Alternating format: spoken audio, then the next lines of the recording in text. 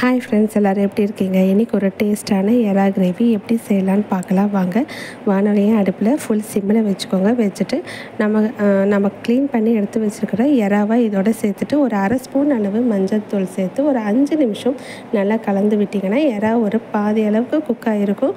அது வேகும் போது வரக்கூடிய தண்ணியையும் எறாவையும் தனித்தனியாக எடுத்து வச்சுக்கலாங்க. இந்த அளவு வந்தோடனே நம்ம அடுப்பை ஆஃப் பண்ணிவிட்டு தனித்தனியாக எடுத்து வச்சுக்கணும். இப்போ ஒரு வானலியில் எண்ணெயை சேர்த்துட்டு வடகம் சேர்த்துக்கோங்க. வடகம் இல்லைன்னா கடுகு சேர்த்துக்கலாம். ஒரு 3 பெல்லாரி வெங்காயம் சேர்த்துக்கலாம். சேர்த்துட்டு உப்பு, மஞ்சள் தூள் ரெண்டையுமே சேர்த்து நல்லா வதக்கி விட்டுட்டு ஒரு பெரிய சைஸ் தக்காளி அதையுமே கட் பண்ணி இதோட சேர்த்து தக்காளி மசிகிற அளவுக்கு நல்லா வதக்கி விட்டுக்கணும். நல்லா தக்காளி வெங்காயம் எல்லாம் வதங்கினோன்னு நம்ம எடுத்து வச்ச எறா வேக வச்ச தண்ணியை இதோட சேர்த்துட்டு ஒரு அரை கப் அளவு தண்ணியை சேர்த்து நல்லா கொதிக்க விடலாங்க. இதில் காரத்துக்காக மிளகாத்தூளும் சேர்த்துக்கலாம், குழம்பு மிளகாய்த்தூள். அந்த பச்சை வாசனை போகணும். இப்போ ஒரு மிக்ஸி ஜாரில் தேங்காய் பெருஞ்சீரகத்தை நல்லா நைஸாக அரைச்சி வச்சுக்கலாம்.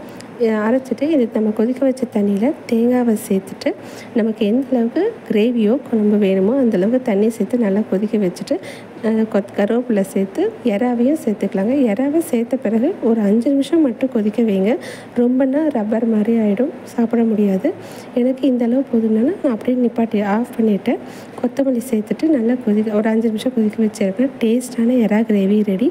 இதை நீங்கள் ட்ரை பண்ணி பாருங்கள். எறா வேணான்னு சொல்கிறவங்களுக்கு ரொம்ப பிடிக்கும். இந்த கிரேவியை ட்ரை பண்ணிவிட்டு இந்த வீடியோ பிடிச்சிருந்தா லைக் பண்ணுங்கள், சப்ஸ்கிரைப் பண்ணுங்கள். இன்னொரு வீடியோவில் சந்திப்போம். பாய்.